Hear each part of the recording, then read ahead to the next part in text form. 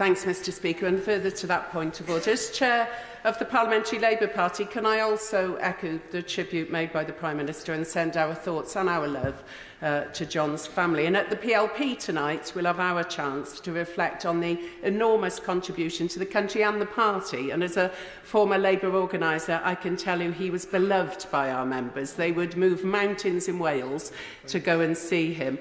And although he himself said, when I do die, after 50 years in politics, all that they will show on the news is the 60 seconds of me thumping a fellow in Wales, I think the many, many tributes over the weekend rightly reflected his immense contribution to the country, which should never ever be underestimated. His drive to improve council housing, his championing of the minimum wage, his leadership on climate change, climate action, before it was a thing. A true socialist and thoroughly authentic. He only cared about making people's lives better. But back to that punch. There are many others here today who were close friends with John, who worked with him and knew him far, far better than me.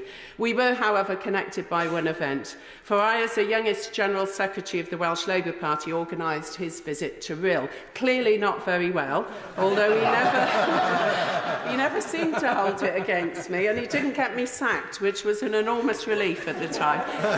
There is so much I could say about that day. He was a trooper. He went back inside immediately after the punch and did this rather strange comedy show at the Little Theatre. But I won't test your patience, Mr Speaker. The definitive guide is there in Matt Ford's podcast with Martin Angus, which I would recommend you all listen to.